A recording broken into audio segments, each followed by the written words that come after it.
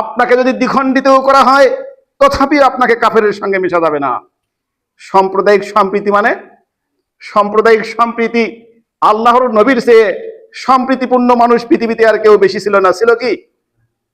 অথচ তিনি আল্লাহর সার্বভৌমত্ব যখন আঘাত আনত, লঙ্ঘন ঘটত, তখন তিনি উপযুক্ত প্রতিশোধ গ্রহণ করে ছাড়তেন। তিনি ব্যক্তিগত কারণে তিনি কারো ওপর কোনো প্রতিশোধ গ্রহণ করতেন না। যখন আল্লাহর সার্বভৌমত্বে ব্যাঘাত ঘটত, তিনি সার্বিক প্রস্তুতি গ্রহণ করতেন, যে কারণে বদর, উহুদ, খন্দকার, তাবুকের ন্যায় বড় বড় যুদ্ধে নিজেদের গায়ের তপ্ত লহু ঢেলে দিয়ে ইসলামের শত্রুদের নিধন করে ইসলামকে রক্ষা করেছিল। কি কারণে? আল্লাহর সার্বভৌমত্ব রক্ষা করার কারণে। দেশময় বিশ্বময় প্রচার হয়ে গেছে, আয়াতুল্লাহ খমিনি বলে যে আবু বকর কাফের। বিশ্বময় প্রচার হয়ে গেছে, আয়াতুল্লাহ খমিনি শিয়াদের বিশ্বাস হলো আয়েশা রাদিয়াল্লাহু তাআলা কাফের। বিশ্বময় প্রচার হয়ে গেছে, তাদের বিশ্বাস হলো উমর রাদিয়াল্লাহু তাআলা কাফের, ওসমান রাদিয়াল্লাহু তাআলা কাফের। তবু কেন তার জানাজায় দাঁড়াবেন?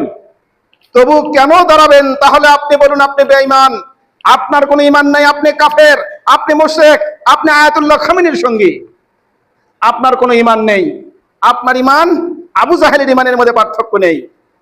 আপনি আয়াতুল্লাহ খমিনির জানাজায় যান আর ইয়াজিদ বিন মুয়াবিয়াকে গালিগালাজ করেন। মুহররম মাস না? বলেন ইয়াজিদ বিন মুয়াবিয়া কি কাফের ছিলেন? তিনি 5 ওয়াক্ত সালাতে অভ্যস্ত ছিল। তিনি অন্যান্য মুসলিম শাসকদের মধ্যে একজন শাসক। তিনি কোনোদিন আবু বকরকে কাফের বলেননি, উমরকে কাফের বলেননি, ওসমানকে কাফের বলেননি, তিনি আয়েশাকে কাফের বলেননি। বরংস প্রিয় নবী মুহাম্মদুর রাসূলুল্লাহ সাল্লাল্লাহু আলাইহি সাল্লামের সেনহের নাতি হুসাইন রাদিয়াল্লাহু তাআলার শাহাদাতকে কেন্দ্র করে এদেশে যা কিছু শোনানো হয় পুরোটাই ইসলাম বিরোধী কথা। আপনি ইয়াজিদকে কাফের বলবেন আর আয়াতুল্লাহ খমিনিকে মুমিন বলবেন। আপনার মতো কাফের আর কে আছে পৃথিবীতে? আপনার মতো ধোঁকাবাজ পৃথিবীতে আর কে আছে?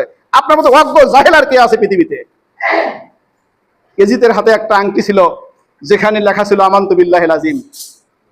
39 বছর বয়সে শেষ নিঃশ্বাস ত্যাগের সময় ইয়াজিদ বলেছিলেন, আল্লাহ তুমি আমাকে পাকড়াও করো না, উবাইদুল্লাহ বিন জিয়াদের অপকর্ম নিয়ে। সম্মানিত উপস্থিতি, জিয়াজিদ 5 ওয়াক্ত সালাতে অভ্যস্ত ছিল।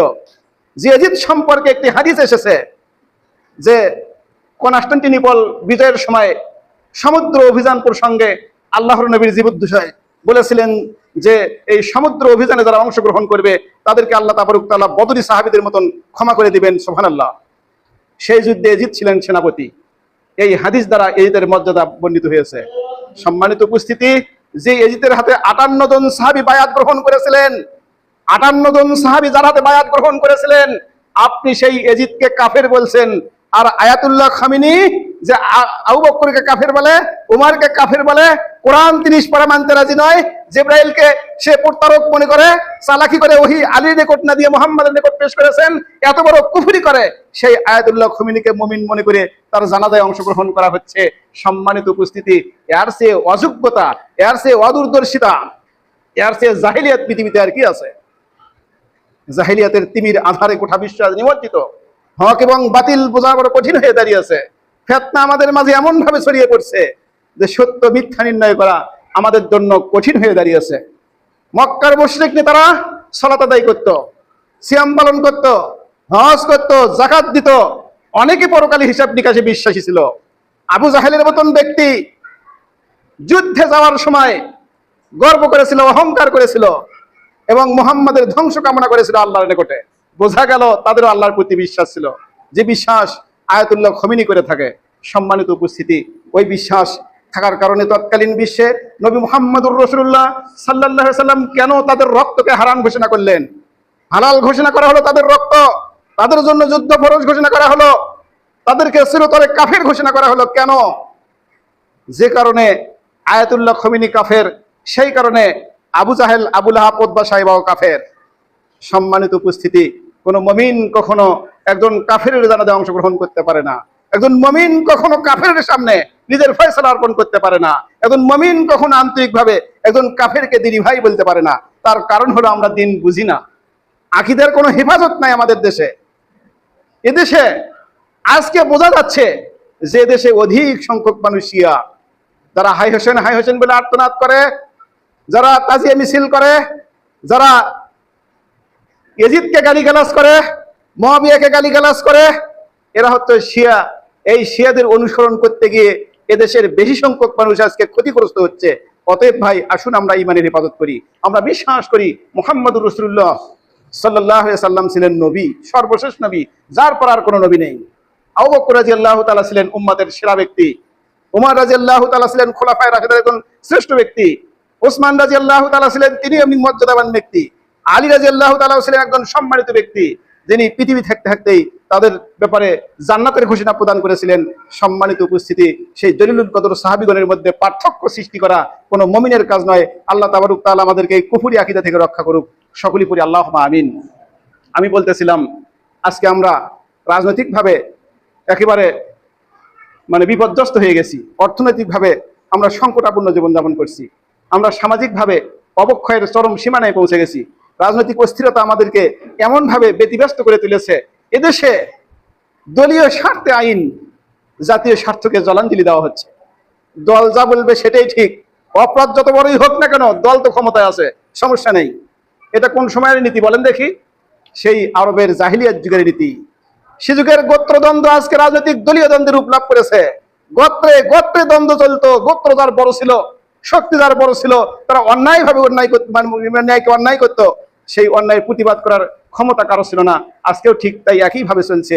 ন্যায় অন্যায় আজকে শক্তিমানদের অধিকারে। আর অন্যান্য দিক থেকে তৎকালীন সময়ে জিনাবে বিচার, আজকের যুগের জিনাবে বিচার অত্যন্ত অলংকারপূর্ণভাবে রূপ দেওয়া হয়েছে। সম্মানিত উপস্থিতি, এমত অবস্থায় আমরা ঈমান নিয়ে বেঁচে থাকার জন্য আহলে হাদিস আন্দোলন বাংলাদেশ আপনাদের মাঝে খেদমত করে যাচ্ছে। কথা কলম সংগঠন, আমাদেরকে কথা বলতে হচ্ছে, কথা বলতে হবে, হক কথা বলতে হবে।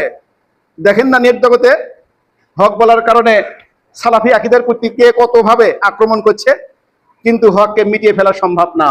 কিয়ামত পর্যন্ত একদল লোক হকের উপর থাকবে, পরিত্যাগকারীরা তাদের কোনো ক্ষতি করতে পারবে না। হকের বিরুদ্ধে চিরদিনই শত্রুতা হয়েছিল। নবী মুহাম্মদুর রাসূলুল্লাহ সাল্লাল্লাহু আলাইহি সাল্লাম নবুয়ত পাওয়ার শুরুতেই তৎকালীন পণ্ডিত ওরাকা বলেছিলেন, মুহাম্মদ তোমার কোনো ভয়ের কারণ নেই, তবে ভয়ের কারণ একটাই। লক্ষণে বলে দিচ্ছে, ভয়ের কারণ একটাই, তুমি যখন তোমার নীতি নিয়ে, আল্লাহ প্রদত্ত বিধান নিয়ে সমাজের মাঝে প্রচার করবে, তখন তোমার জাতি তোমাকে বের করে দিবে। সেদিন নবী মুহাম্মদুর রাসূলুল্লাহ সাল্লাল্লাহু আলাইহি সাল্লাম বলেছিলেন, তারা আমাকে বের করে দিবে? বলছে হ্যাঁ, বের করে দিবে। বলে কেন? বলে এই দিন নিয়ে যেই পৃথিবীতে এসেছে তার সঙ্গেই শত্রুতা করা হয়েছে। আজকে সেই দিনের আংশিক কিছু, পূর্ণাঙ্গ হয়তো আমরা হতে পারিনি, আংশিক কিছু নিয়ে বললেও শত্রুতা চলতেই আছে, চলতেই থাকবে। এর মাঝেই মুমিন ঈমান নিয়ে বেঁচে থাকার চেষ্টা করবে, ঈমান নিয়ে মৃত্যুবরণ করার চেষ্টা করবে। আল্লাহ তাবারক তাআলা আমাদের সকলকে ঈমান নিয়ে বেঁচে থাকার তৌফিক দান করুক। সকলেই পড়ি আল্লাহুম্মা আমিন। সবচেয়ে বড় কথা হলো যে আমরা সালাতকে বিশ্বাস করি যে সালাত করতে হবে, এটা ফরজ। রমজান মাস আসলে বিশ্বাস করি সিয়াম রাখা আমাদের ফরজ। আমরা হজ পয়সাপাতি থাকলে মনে করি হজ করা ফরজ। টাকা পয়সা অর্থ করি থাকলে মনে করি যে যাকাত দেওয়া ফরজ। এগুলো আমরা হিসাব করি বা মনে করি, কিন্তু আকীদা সংশোধন করা যে ফরজ, এটা এদেশের সাবজেক্টই নয়। এদেশের মানুষ মনে করে যে পূর্ব যুগ থেকে যা চলে যাচ্ছে এটাই তো ইসলাম। এর মাঝে আবার ভেজাল কি, এর মাঝে আবার শিরক কি, এর মাঝে আবার বেদাত কি? এই বিষয়ে যখন মসজিদের ইমাম সাহেবগণ কথা বলে না, ওয়াজ লেকচারে বক্তৃতার ময়দানে আলিম উলামা যখন কথা বলে না আকীদার বিষয়ে, বলতে গেলে তো সমর্থক থাকবে না। ওই ধর্ম ব্যবসায়ী যারা আছে, তারা এক রাতে 1 লক্ষ টাকা, পরের দিন 1 লক্ষ টাকা, পরের দিন 1 লক্ষ টাকা, এভাবে লক্ষ লক্ষ টাকা ইনকাম করার সুযোগ তাদের হবে না। কণ্ঠশিল্পী, কণ্ঠ ভালো আছে, সুন্দর করে পরিবেশন করতে পারে, ভাষা জানা আছে, মানুষকে মুগ্ধ করে, এই পয়সা নেওয়ার সুযোগ তো তাদের হবে না। সম্মানিত উপস্থিতি, বলতেছিলাম যে আকীদার যেটা খেদমত, ধর্ম বিশ্বাসের যেটা খেদমত, এই খেদমতটা এদেশের মানুষ মোটেই পছন্দ করে না, আলিম উলামা করেও না।